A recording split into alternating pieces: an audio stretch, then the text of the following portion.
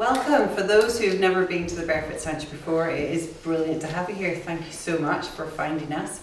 I'm Bernie Petrie. We opened 2.5 years ago, and the Barefoot Talks are very much about me bringing people in that inspire me, that are walking their walk, that are making tougher choices about choosing to turn away from what everyone else thinks is normal.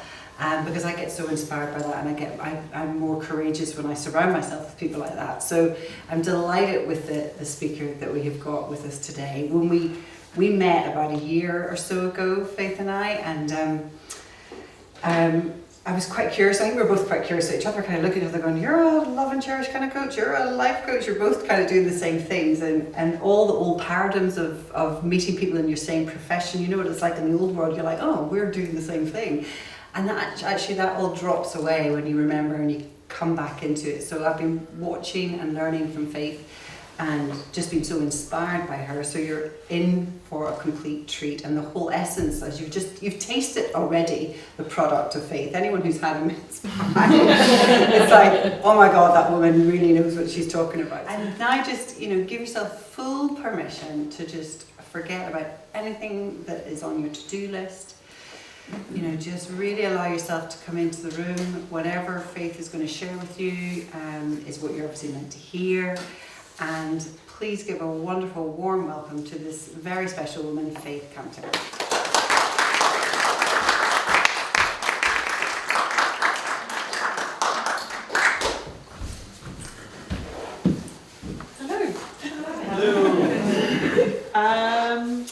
I'm going to start with telling you a little bit about me, because I know some of you in the room, but not many of you. So I, as Bernie said, I'm a health coach and author, and soon to be not another author, but have another book out at the end of next month. And I've also recovered from lots of different health ailments. So that's chronic fatigue syndrome, IBS, depression, lots of shoot-offs of those sorts of things as well. And I did that through living less toxically, as it mentions in my book, my first book. So that was less toxic living of mind, body and home. So everything from meditation and gratitude to the food we eat, to the products we put onto our skin and we bring into our homes, everything really. And that allowed me to recover from all those different ailments, and also to help other people do the same now as well. And another kind of thing that's evolved along the way is that I've realised that we all know we should be eating better and exercising more and doing all these things that we get told we should be doing, but often we don't because of the way we feel about ourselves. So I work with a lot of people now on loving themselves more, and why that's important to their health, their finances, their careers, their relationships, everything really. When we love ourselves more, then we'll make the healthy choices and changes in our life to get better, or get a new career, or leave the relationship, or whatever it is that we need to do. So that's kind of evolved along the way as well. So what I'm going to talk about tonight kind of incorporates everything that I'm doing a little bit. And it's a topic that I really, really love, because I really, really love Christmas. And I really hope that everyone else can really love Christmas with some of the things that I mentioned tonight. So what I wanted you to think about really initially was, what is it about Christmas that you don't necessarily like? Is it because you're putting a lot of pressure on yourself? Is it because it's stressful? Is it because the family's stressful? Do you run out of time or money? I mean, I'm guessing as you're all here that there's something about Christmas that might not tick that many boxes for you. So I was just have a think about what that is, because probably at the end, I'm going to get you to do a little, I don't know what I call it, task, experiment, maybe? I don't know. It's, well, I call it my self-love survival guide. So we'll do that at the end. So I've got some pieces of paper for you all, and I've got some notes as well, so remember to follow everything. But basically, one of the reasons that that Christmas becomes overwhelming for us is because we do put a lot of pressure on ourselves. We feel that we have to create this massive, amazing meal for everybody, or that we have to spend lots of time with family, some of which we may not like that much, or that we have to travel hundreds of miles to do this, that and the other in such a small space of time, or we have to buy pretty presents and, I don't know, have a better present than last year because they bought me, I don't know, a TV last year or something, so I have to get them something else bigger this year. So we do put a lot of pressure on ourselves. By the time it actually gets around to Christmas, most of us are already sick of it. So we're just kind of like, right, quick, let's get it over and done with and get on to Boxing Day or New Year or whatever it is. But it doesn't have to be that way. And the only reason that we're doing that is because we're stuck in our heads, we're stuck in our thinking. So probably by now, some of you may be feeling that way already. The pressure is already starting to build. So it's to realise that the pressure is only building because we're in that story that it's building, and that if we actually come out of our heads, then actually it's not that bad. You know, if you forget to buy a turkey, no one will really care that much. If you don't wrap all the presents, no one really cares, it all gets ripped off. If you, I don't know, forget the, I was going to say Yorkshire puddings, but it's not really Christmassy, is it? Does anyone have Yorkshire puddings on Christmas? But, you know, whatever it is that you think is this big issue that, you know, is going to spoil Christmas Day, is not going to spoil it. Nobody cares about any of that. They actually just want to spend time with you, or hopefully they do. You all want to spend time with each other. So it's just realising that actually you're just in this story of all these things have to line up for it to be a perfect Christmas. But when we're in that everything having to line up thing, then it's not perfect, because it's not perfect for us, because we're never good enough we don't actually tickle every single part of this schedule that we've created in our heads. So it's to realise that when you're feeling overwhelmed, you're just in your head, and to come out of your head and just to be more accepting of what is going on at that precise moment in time. So I don't know, maybe tomorrow that you'll think, oh no, I still haven't ordered X, Y and Z's present. Then to just, you know, realise that this pressure is building up because you're in the head, and to just drop into your heart. And it is really as simple as that. I know it sounds simple, but it is actually simple. And it's something I've been practicing quite a lot over the last year or maybe year and a half, and more so recently. Is just literally realising I'm in the story. I've lost the plot and I'm in this story of, oh no, this has happened or that hasn't happened or this blah blah blah blah blah, and to catch myself, and that might be a few seconds later or a few minutes or a few hours or the next day, but to realise you've gone off into the story, to catch yourself, and then to just bring yourself back into the heart. So literally dropping your awareness from the head into the heart. And I do that, I keep touching my heart because that's the easiest way to do it. If you all touch your heart now with me. And what that does is it actually produces happy hormones straight away as soon as you touch the heart. And if you then breathe in and out of the heart, So you can leave your eyes open or close them, it's completely up to you. Just breathe in and out the heart a couple of times. So your awareness is in the heart. And feel how peaceful that is. How there's no thinking, there's no stressing, there's no judgment, there's no expectations. It's just really, really peaceful and kind and gentle. And that's what you need to do, basically. For everything. I can just finish the talk now, that's it. But basically, it is that simple, but it's reminding yourself to keep doing it. So that's part of my meditation practice every day, is to start and finish with being in the heart. And sometimes I do a full heart meditation. But even throughout the day, I have clients that I have set reminders within their phone, and the reminders go off every hour, every 2 hours, and it just says drop into your heart, and then it goes off again, it says drop into your heart. And all they have to do is just put their hand on the heart, or if you're out and about, you don't even have to do that. Just bring the awareness down from the head to the heart, because we're kind of almost always in the head, which is why we do get overwhelmed, and we do think we're not enough, and we do think we're in the comparison and the judgment game, and we're conflicted, basically, and it causes this stress.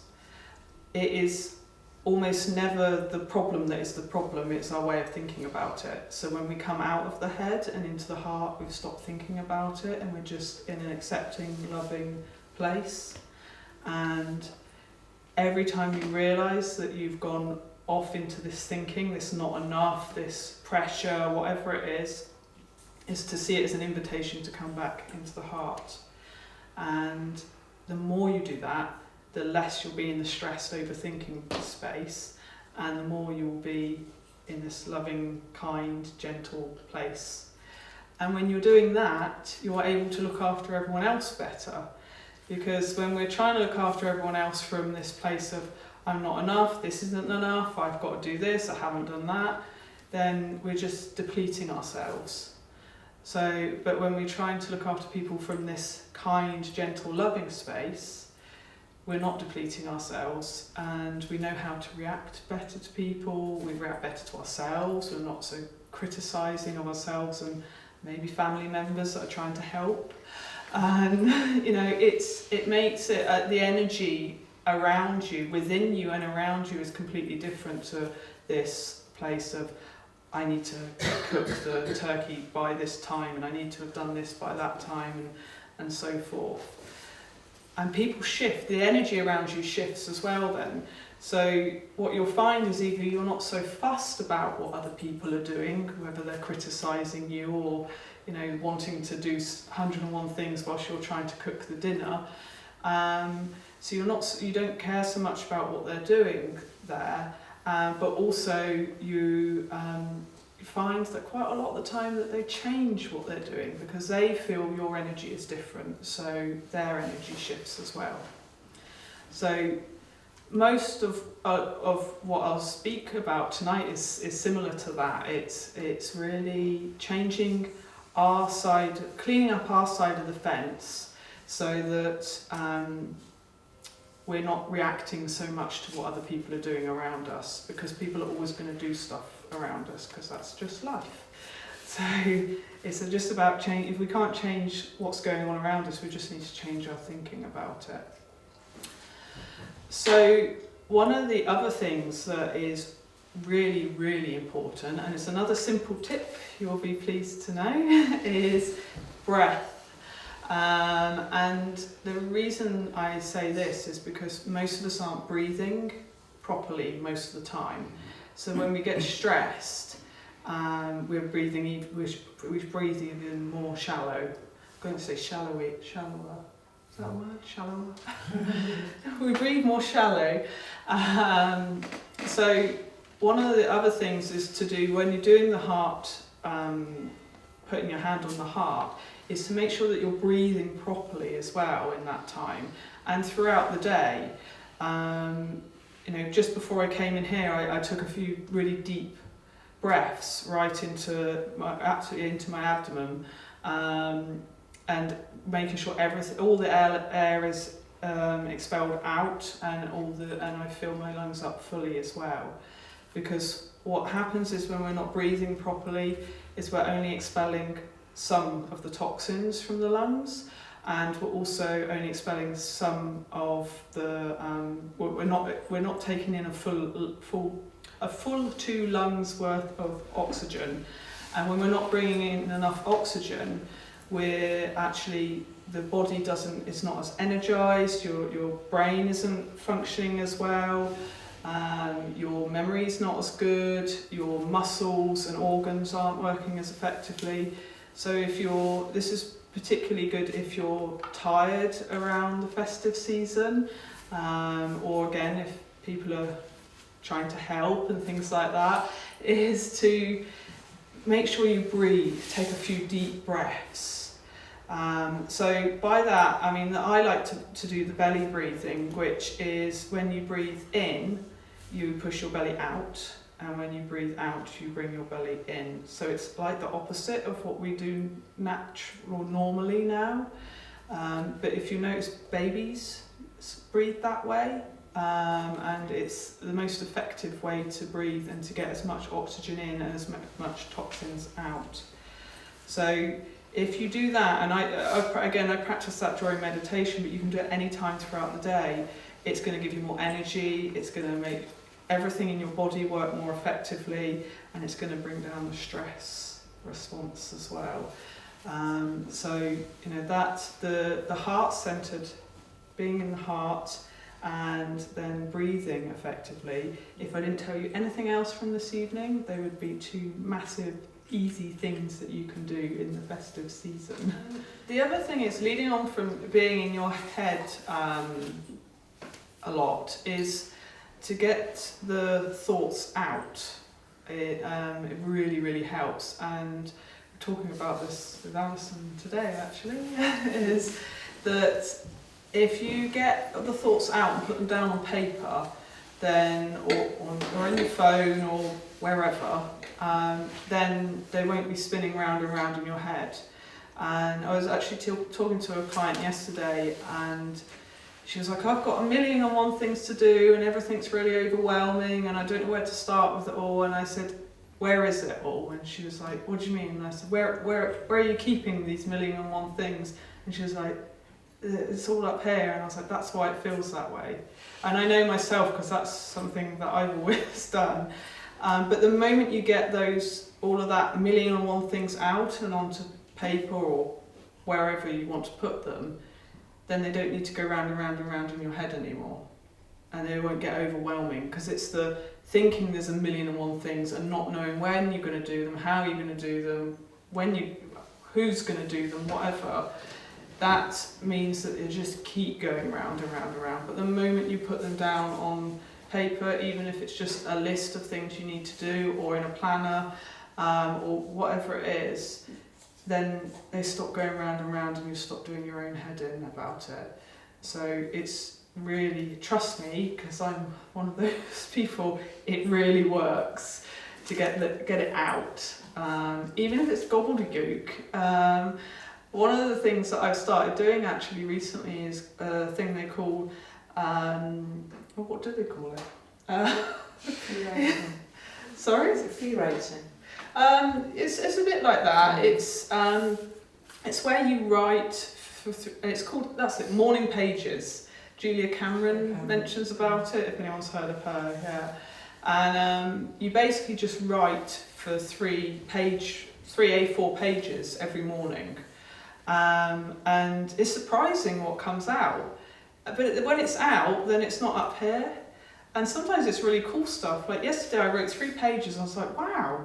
This is quite cool, and I actually felt like I was a proper writer, not just pretending to be a writer. It was crazy. But that if you're feeling stressed and anxious, just get it out. Even if it's not planning, just get the feelings and the emotions out, and you'll find that you feel 10 times better about them. And actually, as you're writing them, usually you find ways that you can kind of work around whatever the problem is or the perceived problem is. So, you might realise actually it's not a problem at all, or oh, actually this is what I could do, or whatever it is, but it really does help. So however you do it, whether it is to plan it out, or it is to do morning pages, or it is to free write, or whatever it is, if you're in your head, it needs to get out somehow. Otherwise you're going to continue to just keep going round and round in your head. So find a way to get it out so that it doesn't do your own head in, basically. And everyone else is around you if you're anything like I used to be with my stress. So it will be beneficial to you and everyone at Christmas. So the next thing that kind of I guess I wanted, it kind of is changing topics slightly, but as you've all, I think you all have sampled some, is to talk about a little bit about food at Christmas.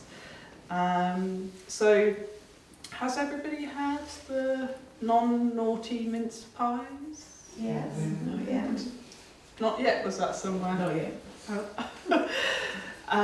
Well, basically, at Christmas, another one of the reasons that we can often feel bad is because we're putting rubbish into our bodies, basically. And if we remember that food is our fuel, then at Christmas, when we are dealing with 101 things and 101 people and already feeling potentially overwhelmed and things, then it's important to remember that what we're putting in is going to be fueling us throughout that time. So it is, I know, really easy at Christmas to just kind of delve into the big pots of chocolates and I don't know what else, bags of things and boxes of stuff and all these other foods that we don't actually buy the whole rest of the year, but we buy millions of at Christmas for some reason. And we live off of that for like 2 weeks or 3 weeks solid. All that stuff that we're continuously putting in is going to be, because it's sugar filled and it's processed, we're going to be getting a lot less nutrients in, but we're also going to be shoving our blood sugar levels left, right and centre, up, down, round. We're constantly going to be then craving for more high sugar, high caffeine, alcoholic things as well. So if we're wanting to fuel ourselves in a better way so that we don't feel so stressed and so anxious or overwhelmed or whatever it is, and also don't have to do another detox come January, then it's good to really think about what you're putting in. And I was saying just earlier actually outside that if you really like mince pies, then you can find a healthy version of a mince pie recipe online. And actually the no naughty mince pies that you've all just sampled, I will be putting on my blog at some point in the next few days. So if you liked that, you can check out that on there. But there is basically whatever you like, no matter what it is, there will be a healthy option of how to make it with either out the dairy or the wheat or the sugar or all of them. Like the mince pies you just tried didn't have any of those ingredients in. So you can find a raw version, like there's lots of raw mince pies and things out there, or you can find just a healthy veggie or vegan version, or just one without sugars and things in it. So everything, like chocolates, caramels, fudges, mince pies, Christmas puddings, all of the naughty stuff you could find a healthy version of.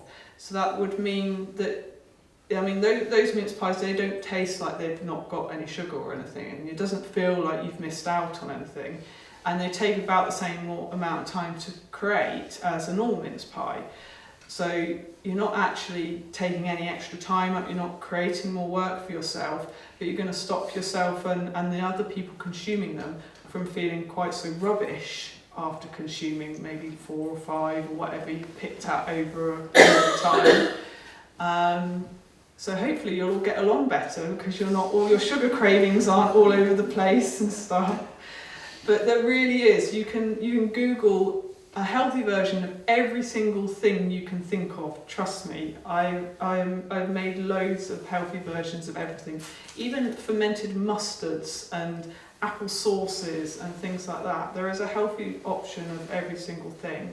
So if you are someone that does like to make some of the stuff yourself, you could definitely find a healthy version of it. And the other option is actually to give some of them as Christmas gifts as well. Like, you know, most people don't actually want anything extra for Christmas. We just buy because we feel we should. But lots of people say to you all the time, oh, I'm okay, I don't need anything this year. But you still then go and buy them a cosmetic set or something or other, which probably goes in a drawer. But if you actually decided to make them something instead, like some healthy mince pies or healthy Christmas pudding or some crackers or some of the other things that you can find in my book, which I have brought along, so I will pass them out, is you can make, and this is really good with kids as well, you can make your own healthy gifts to give to people. And the kids can really enjoy it as well. So this is just just a little pouch that's got rice in it and then just some material and then a little Christmas ribbon on it. And these are great to put in drawers, or I hang them in the car as well near the vents with a paper clip. And because it's got essential oils in it, the heat kind of stirs up the essential oils and makes the car smell nice. And then I'll send that round. Can you have a look? But I just collect material throughout the year. I think that's a part of an old shirt, and I just cut the material up, and all the bigger pieces actually, whilst I think about it, all the bigger pieces I use to wrap the presents with. So if I've got people coming to the house, I use material, and then when they've unwrapped the presents, it gets put in the bag again, and we use it again the next year. So it saves on all that waste of wrapping paper and stuff. Kids love to mess about cutting it up and all the bits of ribbon. Like that is a Christmas ribbon, but I didn't buy the Christmas ribbon especially, it came on something else. So I saved the ribbon, and you know those annoying little things, I'm pointing to it, I haven't got them in here because I've cut them out. You know, the things that you hang your clothes on, I saved those and I use them to wrap up presents as well because they're a lovely little like mini satin ribbon. So, you know, everything, you can save all this stuff throughout the year, and like underneath my Christmas tree, it just looks really, well, I think it looks really cool, because it's just all these different pieces of material, and people are like, oh, was that my shirt? So that's really lovely. I mean, you could send the presents in that, but I like to keep the material to keep reusing it. So I do it just for people that are usually coming to the house, and then I'm like, oh, have that back. But then I'm not adding all this waste as well. You know, every year we go and spend, I don't know how much on wrapping paper and ribbons and all this other stuff, and then it all goes in the bin. Well, it goes in the recycling, but it goes in the bin. So it's less waste, and it's fun to do as well.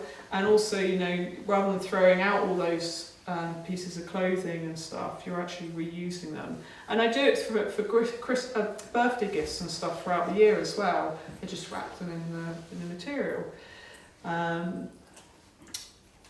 You can keep that, that's fine. And these are some other things that I make from time to time. And this is just water and essential oils. Again, the recipes are in there, but also I think most of the recipes I'm going to mention are also free on my blog as well. So, but there's water and essential oils, and you just shake it every use because the essential oils settle otherwise. and it's just a perfume or a room spray, and that's a Christmas one. I think they're both Christmas ones, but one of them's got cinnamon in. Yeah, that one's got cinnamon in. So I'll send that one around there. And you can have a spray if you want, or just a smell. And that's literally, like I say, you just buy those plastic bottles, or you can save plastic bottles from other things, or little glass ones as well. And I've bought plastic roll-ons, little roll-on things that are empty, and you just put the same thing in the roll-ons, and then you can just roll it on. And I use those in the car, on myself, in the house. But again, great to do with kids. They can put a little ribbon around it, and that's a great gift for a family member from someone's child, or for an auntie or an uncle, or for whoever, kids, teachers, or just from yourselves. It doesn't have to be kids that do it. So that's really easy, really cheap things to do. And once you've got a set of essential oils that you like, then there's no stopping you really, because they'll last for ages. This is another really easy thing, again, that kids can do, or adults. And this is just Epsom salts, which are really detoxifying, and you just add them to your bath, and you draw out toxins and put in magnesium. So really great for the Christmas period and for January if you're going to be detoxing and things. So really help with detoxing. But again, I've just put essential oils in here and then just shook it up. And that one's got, I might have been a bit heavy on the cinnamon, but there's Christmas cranberry, orange and cinnamon in that. So again, you can send it round. But you can buy Epsom salts for next to nothing online and have them delivered to your house, because they cost quite a lot if you buy them in a pharmacy or something. And you buy big sacks of them, and then the little jars, you can just get them online as well. And you just fill them up. And I have a friend, and her boys now give them to all of their teachers and things. But you can add any essential oils that you like to it, or seaweed as well. Sometimes I add seaweed for extra detoxing. So you can making the presents fun as well for Christmas, and not just for Christmas, for any occasion. But it doesn't have to be expensive. Actually, all of those things are really cheap. The essential oils, once you've got them, only cost them pennies to put in each one. So it's not as expensive as going out and buying, a box of cosmetics from somewhere on the high street or something. It's actually cheaper, and it can be fun for you and or your children to do. And people like those sorts of gifts as well. People love to have things that are handmade, and that they feel that people have taken a little bit of time and thought about. And especially you can fancy it up with little ribbons and things as well, which you might have pinched off of other things throughout the year if you're anything like me. So it's good to have a little box that you add all these interesting things to, that you can use for little things like this. But I mean, you don't have to use jars like that, you can use anything. Somewhere like IKEA, they do the big mason jars, and they're really nice as well for stuff like that.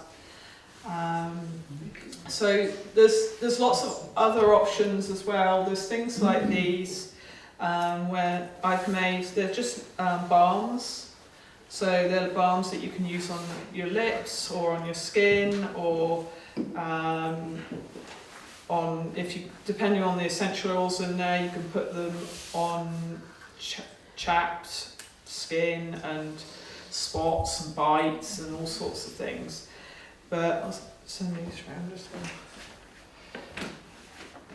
well. And those are, again, really easy to make. The recipe for that is definitely on my blog, with lots of different options of one to make that is good for colds, one to make that is good for being in the garden, and things like that, because they are Most balms that you buy are full of petroleum and a whole host of other things that are actually really not very good for us.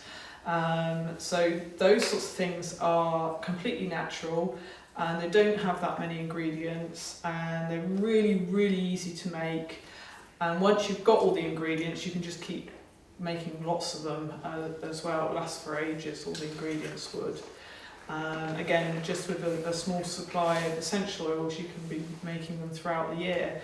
I quite often make extra batches throughout the year if lots of people around me have got colds or something like that. But a great thing for kids to make, or for you to make yourself for people. Coconut oil? There's the shea butter in that one.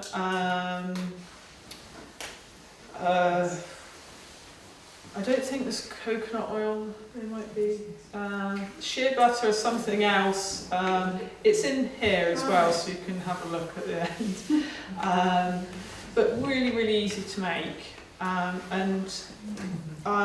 have some friends that have cold sores and stuff, so sometimes I put other oils in that really help with that sort of thing. And so you can just, depending on the oils you add, it makes it for something completely different, and it's not going to dry out your skin, and it's a great gift, which is kind of what I'm waffling on about to get to. It's a great gift.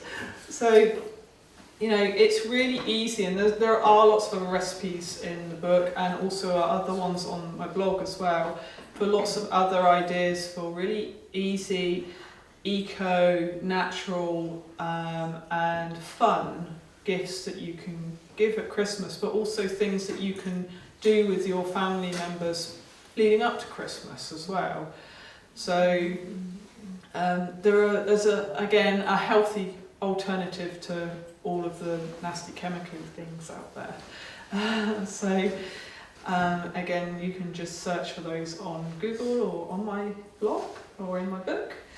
And I guess one of the things that I touched on with the wrapping paper and things is that I think a lot of us feel there's a lot of waste at Christmas as well.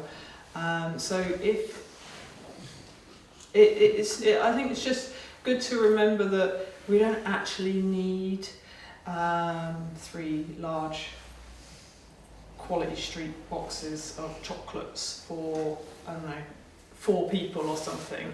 I think certainly I know I have in the past. I don't want to run out of anything, and I want everyone to have such a great time that you just overbuy, and everyone feels obliged to eat it all then, and then you're stuck eating it all then for weeks afterwards as well. So the diet doesn't actually start till the end of January because you're still eating these bloody chocolates or whatever it is.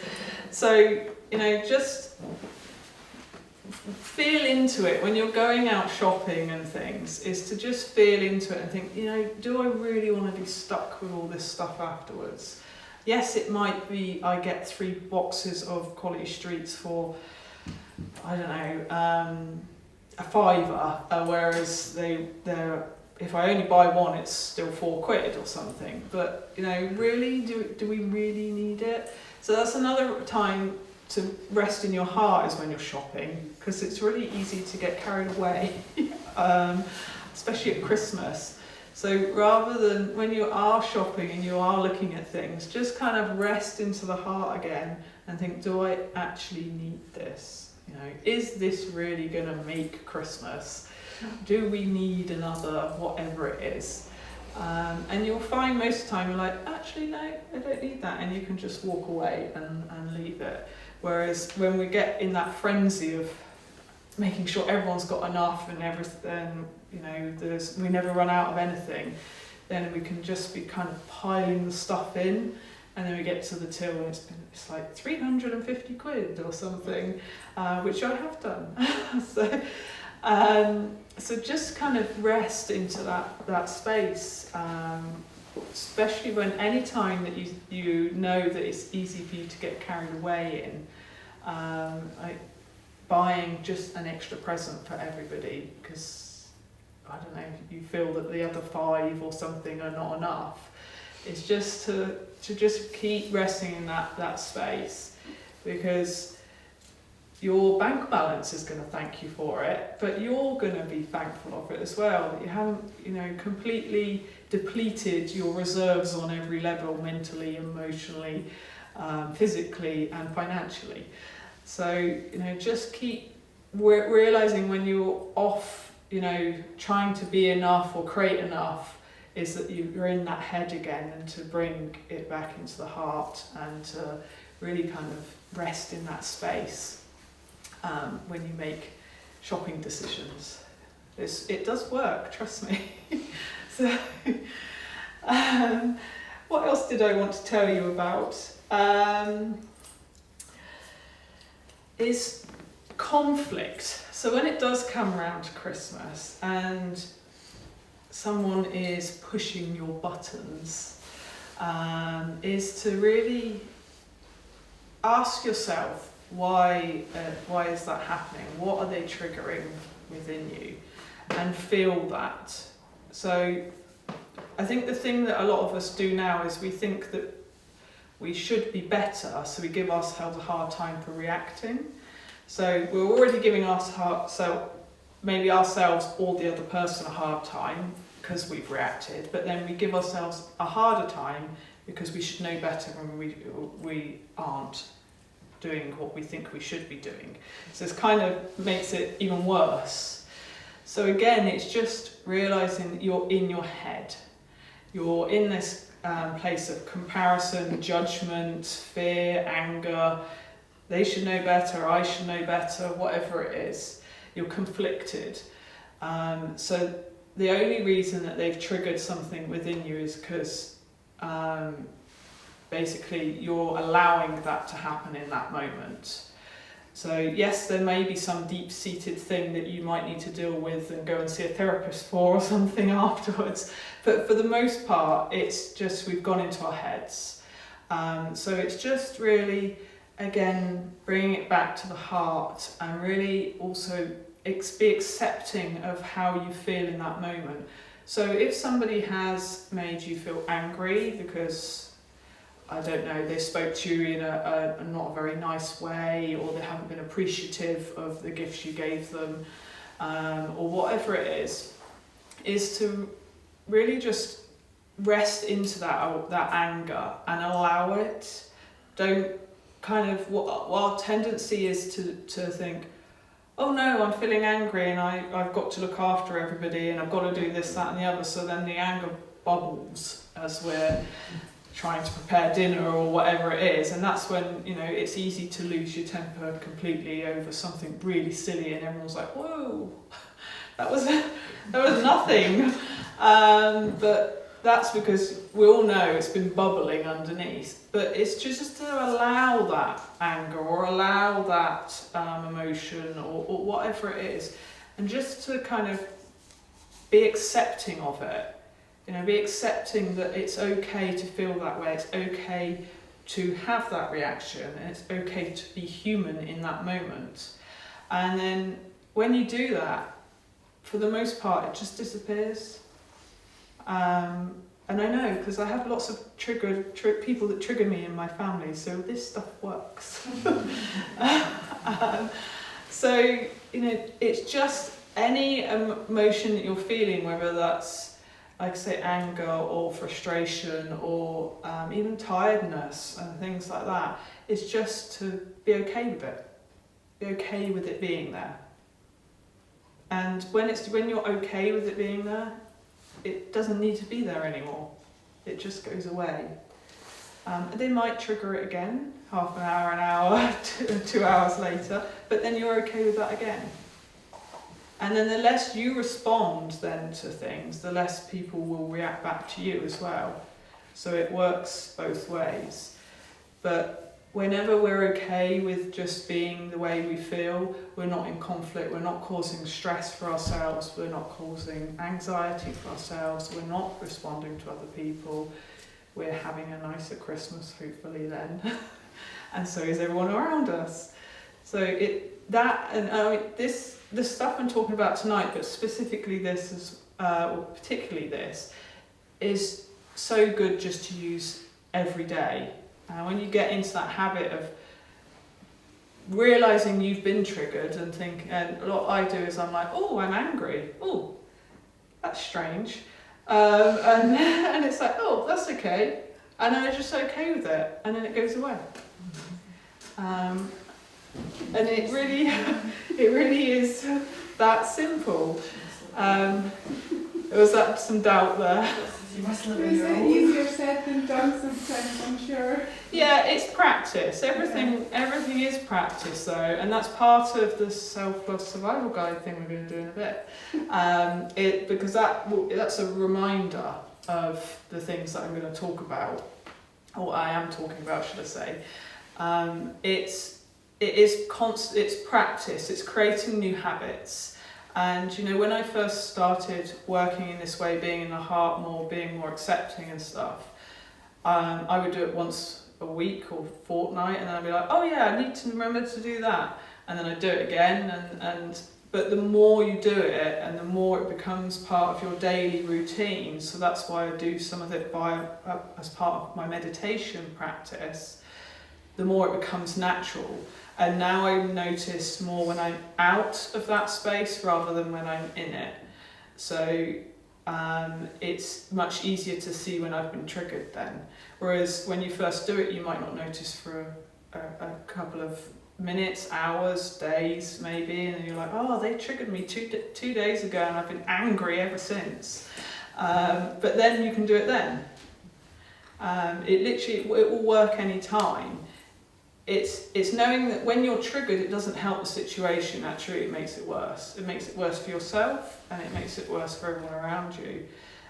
Again, it's back to the thing that it's not the problem that is the problem most of the time. It's the way we think about it that becomes the problem. So the more we practice having a healthier relationship with ourselves and our thoughts, and then thus with other people, the more it just becomes second nature. And it like I say, you will get triggered again, maybe after a half an hour, whenever, a day, whatever it is, but then you just rest into it being okay again, and then you just keep doing that. And the less you're in that stress state, the less you will be triggered by other people anyway. It's usually because we're already at a level of stress that then someone else does something else and then we're triggered by it. So the more we keep resting in that space, the less people will bother us anyway. And like I say, people do change around you as well. You're either not so bothered about what they're doing, or they actually do change. And I've had relationships in my life with some family members and stuff now where it's totally different.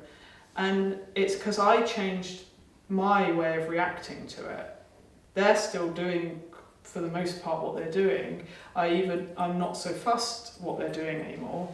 Or they actually have started communicating with me in a completely different way because I'm communicating with them in a completely different way. So it's just practicing and making it part of what we do every day, basically, how we respond to ourselves and to others. And then hopefully we get better responses back then, especially at Christmas. So one of the things that helps with is our connection to other people, like I just said. And one of the things that is really, really important to us as human beings is connection. Connection to ourselves, connection to each other, and connection to the planet. It's like one of our basic human needs. And when we're not doing all those three, then we can easily get depressed and disconnected and despondent and basically all the disses. So when we spend time connecting with those three, then we're going to feel much more filled up and much happier within ourselves. So at Christmas, most of us are probably connecting with each other, whether we want to or not. But most of us are not connecting with ourselves and the planet. So it's really good to consider doing that throughout the Christmas period to kind of recharge your batteries. So if you don't meditate, then meditation is a really good way of doing that.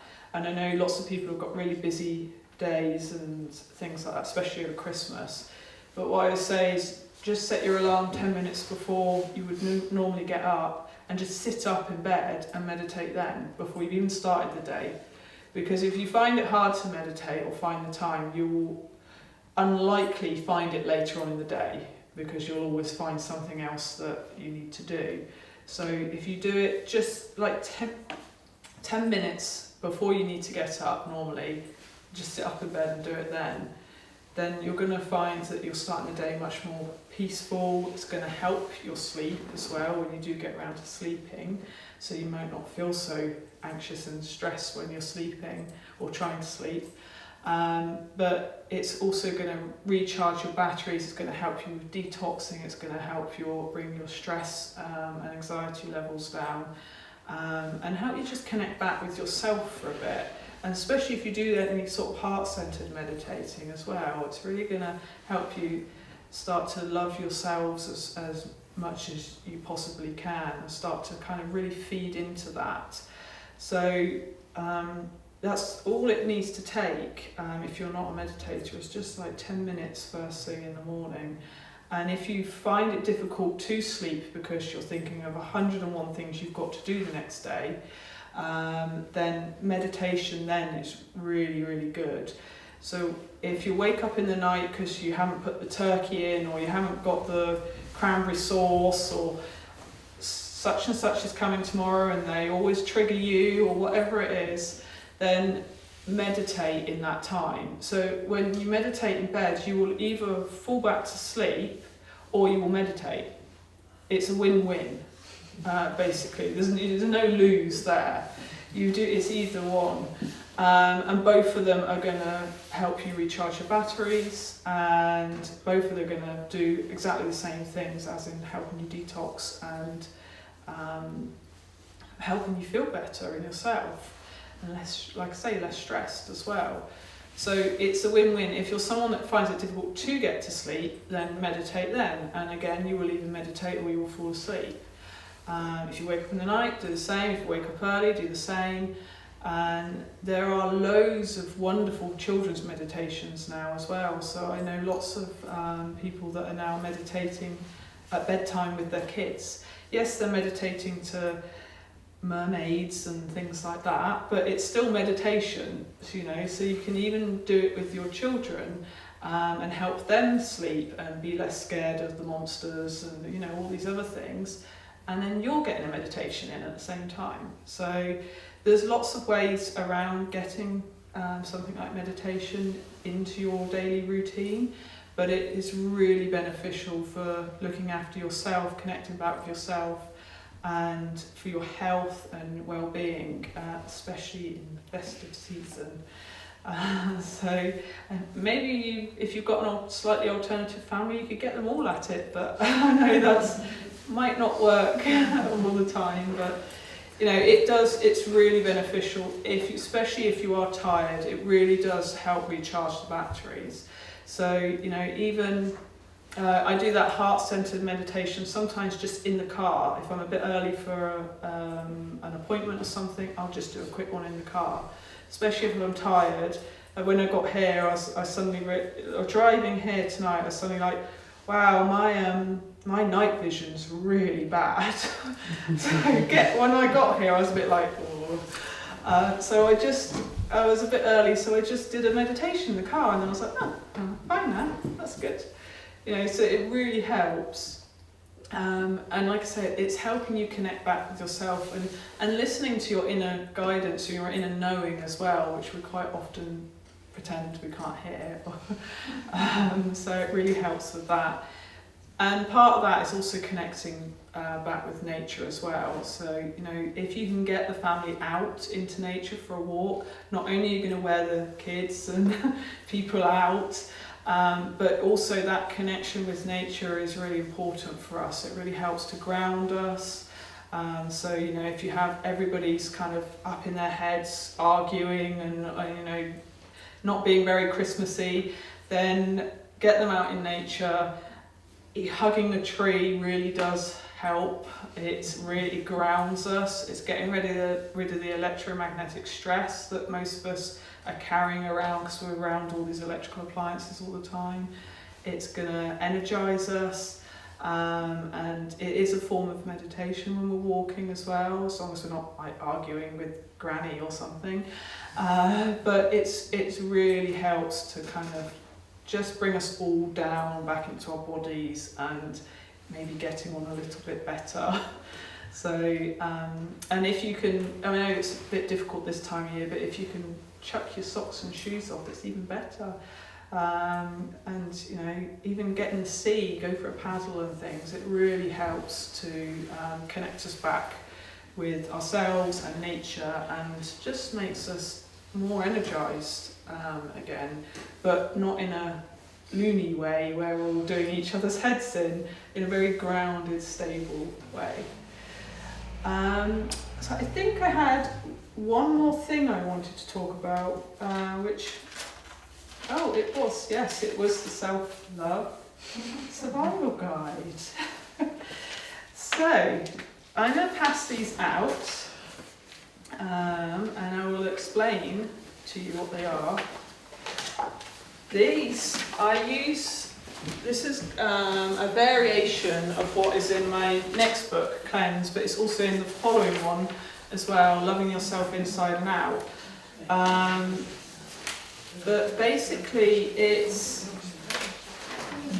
a box. It's a box with two lines down it, and for anyone that is watching it on the video, you can get this on my website soon. And in my books, like I said. But basically, on one side, you write what to do, what you know helps you. So that might be something that I've mentioned tonight that you're going to do, or it might be something you already know that helps you, like going and having a bath, or preferably not going and have a gin and tonic. Healthy things that help you. And on the other side is the notes. So on my side, these are things that I know help me. Meditating is my top thing. If I'm not meditating 2 or 3 times a day, my mental state of mind starts to slip, and then everyone knows it. So, including me. So meditating is really important to me. So at the top of mine, it's preferable if you do them in order of how much they help you. So I've written, are you meditating?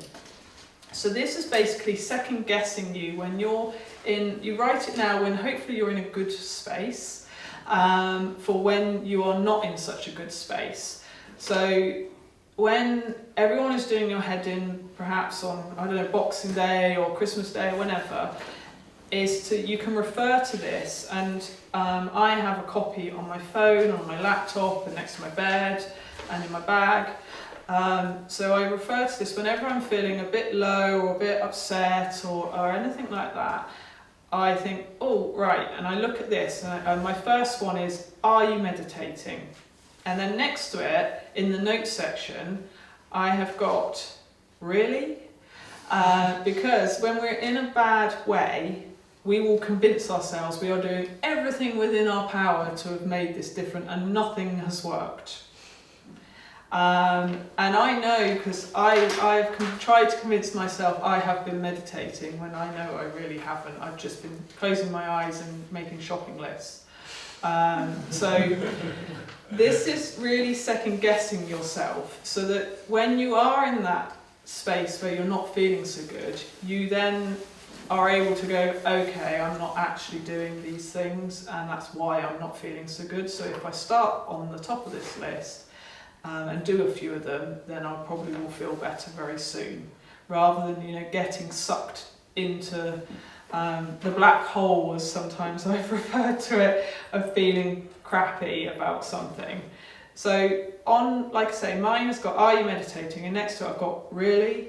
And then under that I've written, are you meditating from a nourishing and nurturing space for yourself? Or are you trying to fix, change and improve? Because sometimes when we know we're trying to do something good for ourselves, we will do it, but it's like, oh God, this thing, or I've got to make this, or I need to meditate to make myself feel better, or whatever it is. But that's not in a very nourishing and nurturing place, and it doesn't do very much for us then, because we've created a stress response over trying to do something to stop the stress. So if you've got something on that you know that really helps you feel better in times of stress or upset or whatever, pop that in the what to do bit. So has everyone got a pen?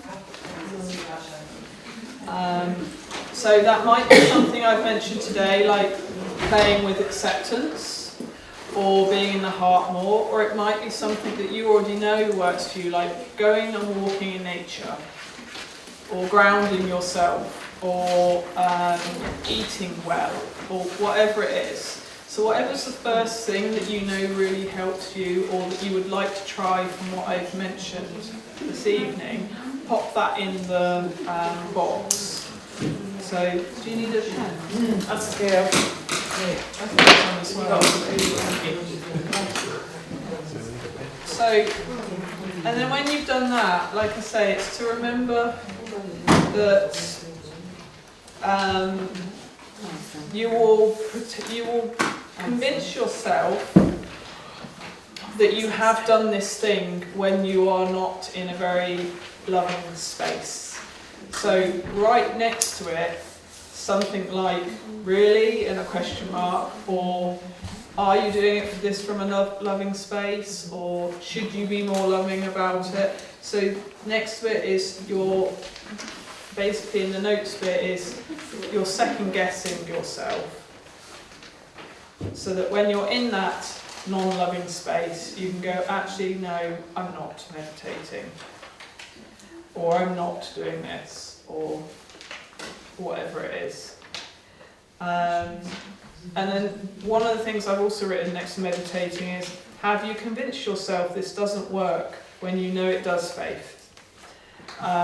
So, this is really, I know that when I'm in that bad space, I will convince myself I'm doing everything I should, and nothing works, and everything's rubbish, and blah, blah, blah, blah, blah. It's all the story. So if you know that you do that, then write it in the notes section next to your first thing, so that you're stopping yourself from convincing yourself you're doing everything you should. Do you have a question? Yeah, I have no idea what to write. What happens when your mother's doing your head in, and you're just like, you want to react and you do react? So what can you do with it? It's the acceptance thing, so you might want to So put do you in... not answer her?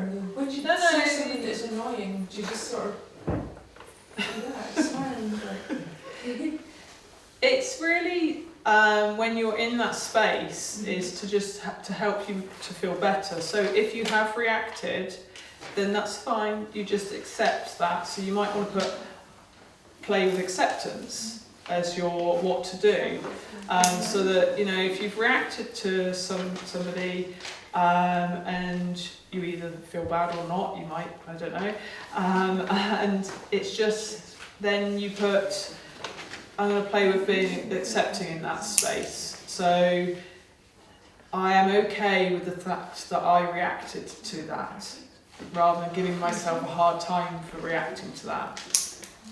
oh my God, I'm not reacting. Because then that makes it think bad. I want to know how to not react to that. Then it's just, again, about cleaning up your side of the fence. So the more you practice with being more in the heart and being more accepting day to day, then you will find that people don't trigger you, or they trigger you less.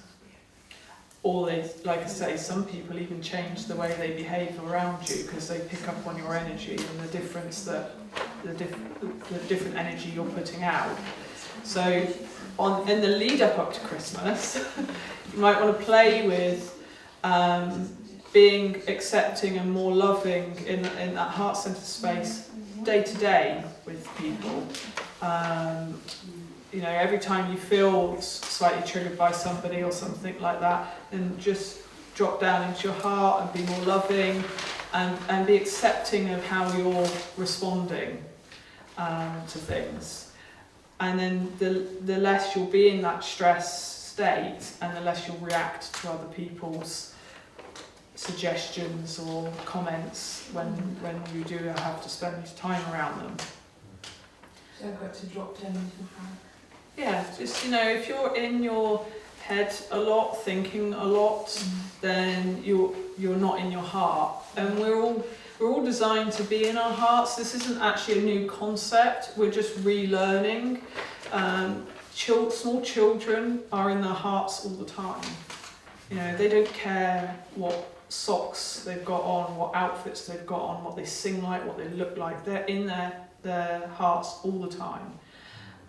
It's us adults that then say to them, you need to be quiet, you need to behave like this, you need to wear that, you need to do this, basically conform, and they become more in their heads. If you've noticed, adults with learning disabilities, they're in their hearts.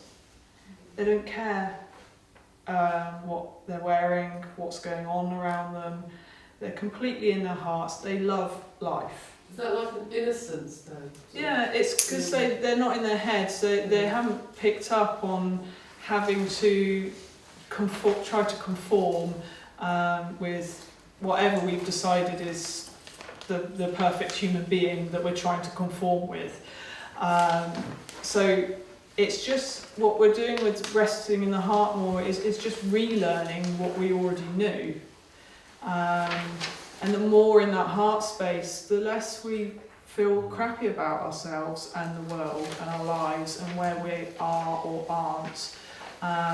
We're not in judgment, we're not conflicted, we're not feeling that we have to be a certain way, look a certain way and do a certain thing.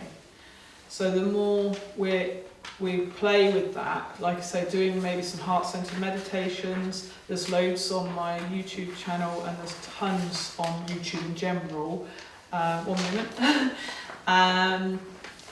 Or just setting a reminder on your phone that literally says drop into your heart, and you keep doing that. And you will react less and less and less to people and things that are going on in the world then. And you're putting out a much different vibration, a much different energy as well to the world. So you're going to get a different one back from people. I think what you said, acceptance is really strong. Yeah. Acceptance of many things, in that there could be someone in your life that might have said something that really hurt you, but they didn't. It's just who they are and that's how they are. Yeah. But sometimes you take it to heart, Yeah. and it hurts and you get angry and then it just plays on your mind. But if you accept that's actually who they are, Yeah. you accept it, then And the crazy thing is we say that thing, we take it to heart, but we're not, we're taking it to head. That's all always in the head. pain there. Yeah. Because if we took it to heart, we would be accepting of it. So, you had a question, sorry. I don't know how to meditate. I mean, I've got a sort of butterfly mind, or what do you call it, a monkey mind, or something. It just never stops. Excellent. How do you actually That's meditate? exactly the same as mine. You don't stop. It's not, this is, a lot of people think that meditating is about stopping the mind. It's not. I meditate anywhere between 2 or 3 times a day to sometimes 7 or 8 times a day. Maybe once a month I have one of those really enlightened meditations where I feel like, you know, Buddha or something or other. You know, so that's a lot of meditating in between before I have one of those. Where I used to label them as that was a great meditation and all the others are not so good. But it's not the case. It's not about stopping the mind. It's about becoming an observer of the thoughts and not consumed by them. Because what we do when we try to meditate is we think, oh, God, I'm thinking again. And so we're thinking about thinking. Yeah. It's crazy how our brains work. So what I suggest to people to do is to just, when you realise you're thinking, is just to be aware of the thoughts and then just let them pass. They're just like clouds. So you just see it and then you let it pass. You don't chase it across the field, down the valley and into the next town. You just let it pass. And then you'll find another one comes up and you're like, oh, that's another thought. And then you just let it pass. And you just keep doing that. And sometimes the gap between is quite big and sometimes it's endless thoughts. But you just don't become consumed by them. It's like accepting again. It's like you're just not becoming consumed by those thoughts. The heart-centered meditating is easier in that respect to have bigger gaps where you're aware that you're not thinking. Because you're putting your awareness on the heart, you're breathing in and out the heart, you put your hand there, it's a lot easier to connect with that that space then of when you all did it then, I suspect for at least a few seconds none of you were thinking because you're just resting your awareness in that space, which is why guided meditations are quite good as well. If you're not a fan of meditating or not sure how to, because the guided meditation, especially if it's to do with breath or candles or things like that, it's giving you something to focus on. Whereas self-guided can be a little bit more difficult if you feel that your mind goes off easier. So it's just, when you meditate, just remembering you're just not getting consumed by the thoughts. The thoughts will be there, but you just let them go.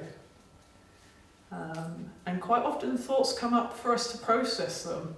So, sometimes it's a good thing that things have come up. And for a long time, I used to have a notebook next to where I used to meditate with a pen, because what I found was happening was all these amazing ideas would come to me when I was meditating, and I spend the rest of the meditation thinking, don't forget that, but I must meditate. And I'd be like this. So now, well, not now, but I used to for a long time have a pen and paper, and I used to just open my eyes a crack and quickly scribble it down and then go back to the meditation. And because it was down on paper, like I said earlier, it's gone out of my head then. And I could just carry on meditating. But, quite often we get lots of inspiration whilst meditating, and it's not a bad thing. Or quite often we're releasing emotions from things that have happened as well. So no meditation is a bad meditation. The only thing that is not meditating at all. So was there a question over there? I just had another, just a comment, just for these guys, it might be helpful, was from the, dropping into love. If you have in your head going love and understanding while somebody's, going on about their stuff. I remember somebody was triggered by someone at their work and they asked me, what can I do? And I said, well, just do this. And they sat there loving and understanding what this person went off on one. And then when they finished speaking, because they'd heard them out completely, they just, tapped them on the shoulder and said, thank you very much, you're the only person in this office that ever listens to me, and then they wanted to go for a coffee. Another thing is, the people who love you, like your mum and stuff like that, who you've not really had enough time for during the year, they may miss you, and they may be quietly angry that they've not been in touch with you. So if you phone them up beforehand, say, Mum, I really missed you, I'm really sorry I've not been in touch, what would make this a perfect Christmas for you? And try and organise to be in a different environment, like let's go for lunch at the pub rather than you having to make dinner, and you might find a complete change in them, Yeah. So it's just to get in touch with them, little phone calls, I can't wait to see you, I'm really looking forward to it. So the time you get there, they think they're all lit up about you, so. Yeah, good advice. Yeah. But yeah, sending love to anything or anyone, not just at Christmas, is a really good idea as well. I quite often do that, especially with family members, but also with the stuff that's going on in the world. You're constantly being bombarded by not very nice things happening in the world, and I just send love now rather than getting consumed by that and pulled down by this awful thing that's happening.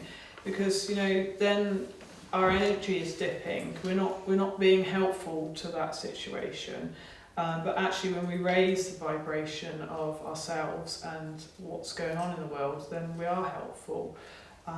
So that's what I do most of the time now, is just if I feel upset or torn or there's something else going on, I just send love to myself and whoever it is or whatever it is that's going on around me. And that does shift things. Especially if, because if someone's having a go at you as well, you can be on the defensive, you're already like ready. You're ready for the attack. But if you send love, that energy is completely different, and you won't react to them in the same way. You won't be responding to their helpful suggestions or whatever it is that they're triggering you with. So on these self-love survival guides, has everyone written down some things on it? You don't have to share them or anything. I'm not going to ask you to hand them in. It's not a test or anything, but it's really just to know that you can go to these whenever you are feeling a bit low or a bit upset, or you think there might be something coming up where you could feel that way. To just remind yourself of what you can do for yourself in that moment. And then also, like I say, next to it, the bits where you're second guessing yourself, because in that moment you will have convinced yourself you're doing every single one of these when you probably aren't. So does everyone understand that and has got everything they think in it? So just ask a question about the meditation. You say sometimes you might do it 2-7 times a day. What triggers it off for you to meditate? Is it something that's going on, think, I need to meditate to clear this, or should you do it when you're relaxed anyway and then just meditate and then maybe thoughts won't come in? Yeah, I don't meditate. I used to meditate to try and fix it, but that's not a very helpful type of meditation, and you'll usually just sit there thinking, this better work, and it doesn't. So I meditate always 2 or 3 times a day anyway, because I know that helps my mental health, basically, and thus the mental health of people around me probably as well. But I meditate more if I'm working on a project. So if I'm working on a book, or I'm trying to do, an online course or something like that, or I've got lots of ideas or something like that, then I meditate more. When I wrote Cleanse, the next book that's out next month, I've slept maybe 2 or 3 hours a night for about 6 weeks, because it was just coming through me, the book, and I was meditating so much. So I was meditating for a couple of hours here and there during the night and things. So that's how much meditating can help with that sort of thing. I'm not saying everyone stop sleeping and meditate all the time, but there's Wayne Dyer, for instance, was known to only sleep for a few hours a night. He used to get up at 3 o'clock or something in the morning and meditate, and he wrote masses of books and did all this other stuff. So it really does help us meditating. It really brings down the stress levels and brings in the inspiration and gets us out of our heads, because we're stuck in this space. It's harder to be creative. It's harder to connect with ourselves and our intuition and guidance, and have the energy and the drive to do half the things we want to do. But when we're meditating, it kind of all just sorts itself out. It's magic like that. But what happens when you can't sleep and you're lying in bed? Well, lying there trying to get to sleep, is that not the same as meditating? No. No. Because what we usually do is laying there thinking, why aren't I sleeping? I need to sleep, I've got to do that tomorrow, blah, blah, blah, blah, blah. No, I just lie there and think of things. Yeah. Until eventually I fall asleep, and I think, well, what happens if I'm change that to meditate? Like sit up and... You don't need to sit up to meditate in bed. I was just saying sit up in the morning, if you set your alarm for 10 minutes before you're due to get up, then sit up, because otherwise you'll fall back to sleep again. But at night, if you're trying to get to sleep, or if you've woken up in the night, then lay down, just be in your bed laying down, but meditate, because the meditating will do exactly the same things that sleep do. So it's going to recharge your batteries, it's going to bring down the stress response, it's going to help with detoxification, it's going to help with hormones and all sorts of things. Laying there and just thinking about things does not do the same thing. You're not in a meditative state then. So, you know, put your hand on your heart. Quite often I fall asleep with my hand on my heart. Or sometimes as well, because I use Reiki and things like that, I put it on my belly or somewhere on my body, and I just fall asleep then because I'm in that meditative state. So, you know, any way that you can become in a more of a meditative state during the night is going to help you either, like I say, fall asleep or get all the benefits and more that the sleep would have been giving you anyway. So it's a win-win. You know, you might only sleep still for 3 hours, but if you've done 2 hours of meditation, you're going to feel amazing in the morning. Rather than if you'd only had 3 hours and you spent the rest of the time thinking about why you're not sleeping or what you need to do the next day, then you're not going to feel amazing in the morning. Or you might, but... So that person then that's not used to meditating, where would they start?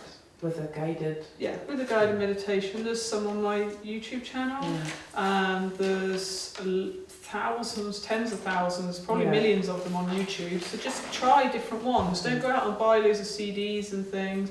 Just try different ones and see how you get on with them. And you know, some of them will work for you, some of them won't. Some people's voices can be annoying, some people's aren't. It's different for everyone basically. But you can put in different times as well. So if you have only got 10 minutes, just put in 10-minute guided meditation and see what comes up on YouTube.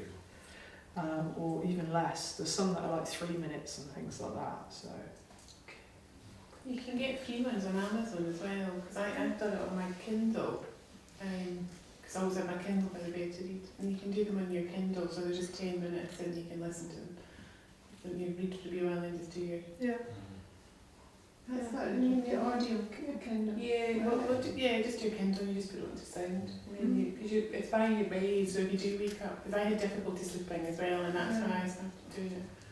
Well, just to prove how well this works, I had severe insomnia for about 15 years.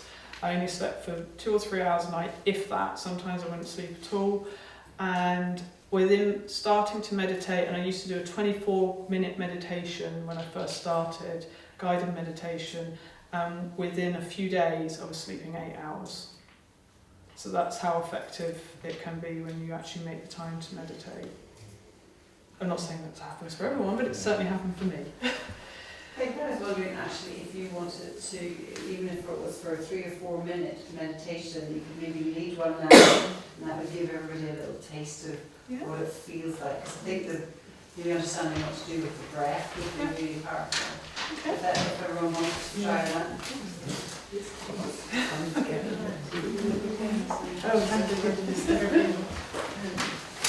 So if you all just get comfy, you don't have to sit in any particular way, just make sure you're comfortable and warm. And I'll do a heart-centered one because I've kind of raved on about that this evening. So you can put your hand on your heart, or you don't have to if you don't want to, you can just leave it in your lap. And close your eyes. And then just take a few deep breaths. So breathing deep down into the belly. Pushing out all the air from your lungs and your belly. And then drawing in full lungs worth of air.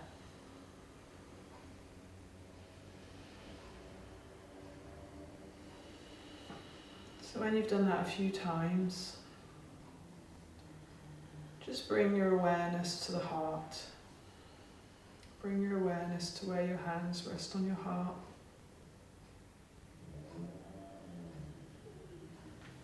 And breathe in and out of the heart.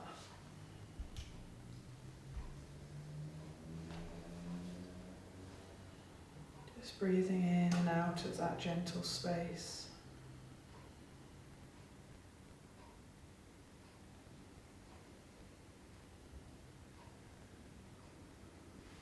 Breathing in positivity, cleansing breath, love, happiness, joy, peace and contentment.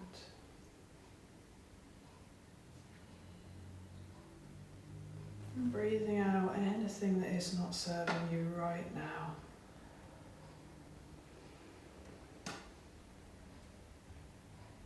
Just breathing in that cleansing, energizing breath.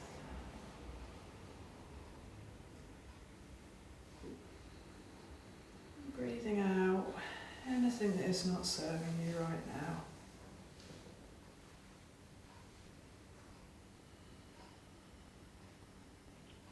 And you can just expand this energy, this contentment, this peace into the area around your heart,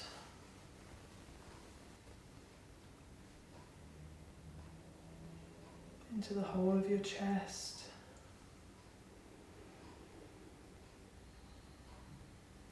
into the whole of your body.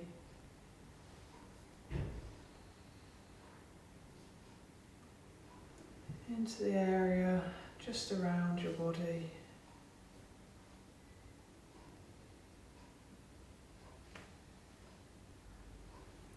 Into the area that fills the room.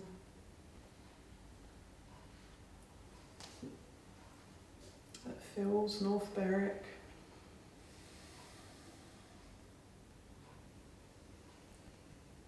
That fills Scotland.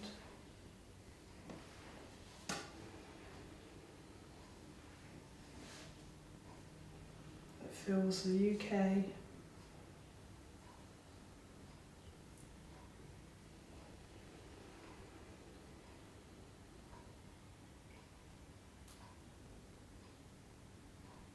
fills the continent,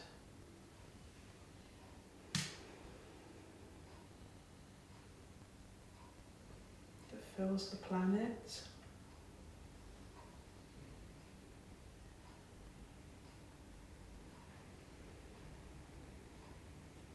Fills the universe. Feel that energy connecting with all that is, everyone else that is, everything else that is, knowing that we're all one, that we all make a difference.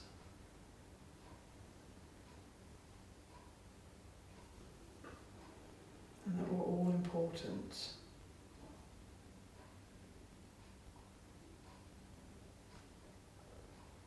Knowing that this space and this time right now is enough.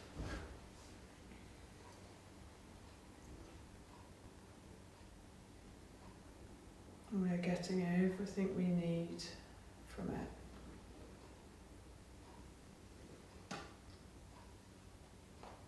And then bring that energy of everything that you're connected to slowly back towards you. Slowly back to the planet.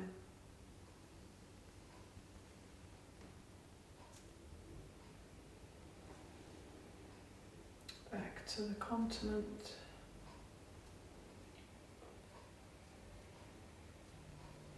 Back to the country.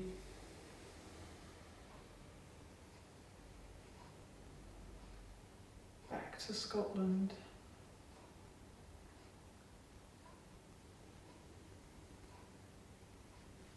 Back to North Berwick. Back to the room. To the area around your body.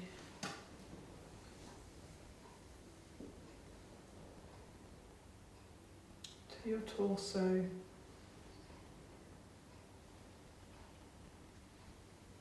To the area around your heart. And back into your heart, feeling that fullness, that contentment. Knowing that you're connected to everything and everything is connected to you. And that you're totally and utterly enough.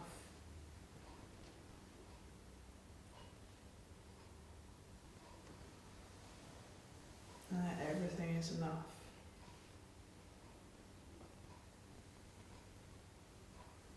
Breathing just a few more breaths in and out of the heart. Resting your awareness there as you breathe in and out of the heart.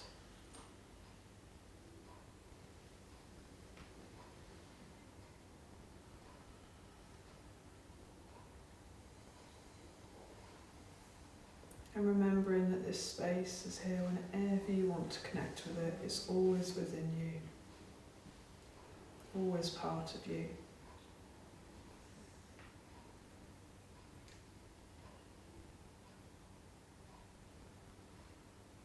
And then slowly come back to the room, but bringing that feeling with you.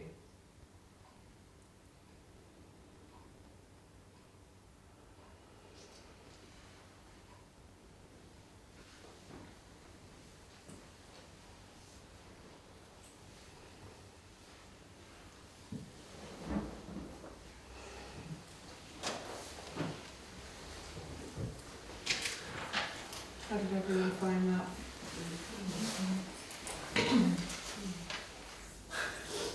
Has anyone got any questions about that? No? That's good, I think. Has anybody got any questions about anything else that I've mentioned, or are you all a bit spaced out now?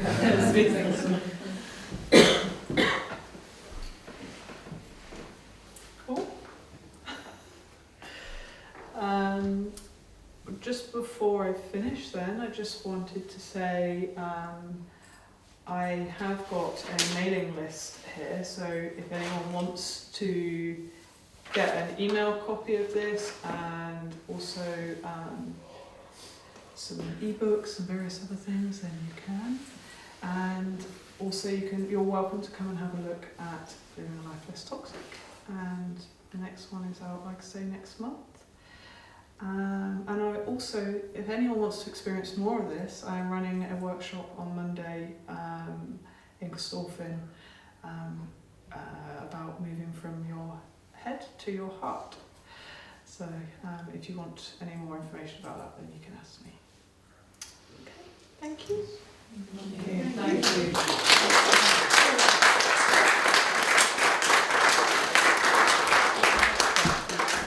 Although everyone is feeling so zen. You see, when you get a guided meditation like that, it's just like, when you said the universe, I was like, I felt this pop in my heart. And then when we came back into it, it was that lovely, so it was really, really cool. It's that connection thing again. Absolutely, absolutely.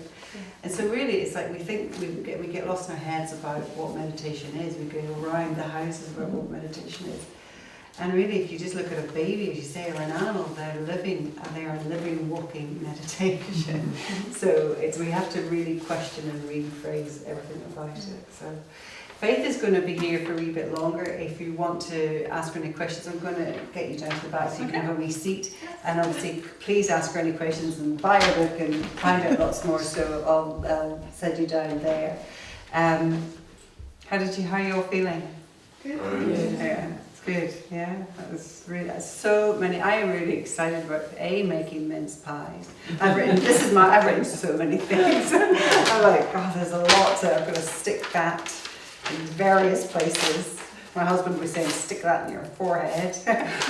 We were talking earlier about how about being angry and being in a bad mood and how it can upset you. I woke up this morning really angry with Dave, just really angry, and then I realised that we'd had a row in a dream.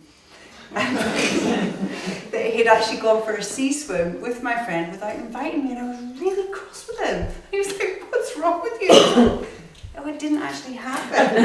It didn't actually happen, so it was quite funny. So it's amazing how we can have just being able to have that moment. I tend to lie and have those few moments. Dave will say it's me being lazy, but those are my meditative moments. That's my restart of the morning from 7:30 to 8:15. Just saying that's who's here. Okay, so we have no Barefoot Talk next month. It is Christmas, and I hope we all take this time that we've learned from Faith to really enjoy some of those Christmas things and give ourselves that time before. We'll be back in January with a new host of speakers for 2017. If anyone wants to find out more about what's happening here, there are classes here every single day. And on Monday night, the Barefoot Circle of Light is a perfect opportunity for people who want to understand meditating more. It's a guided meditation that I do. We do it in my own way. So again, ripping up the rule book, there's a bit of take that generally in the room. So that's happening, and there's other workshops happening next year. But there is lots for you to check out and find out about. But please take the opportunity to speak to Faith, and please give your appreciation one more time for Faith.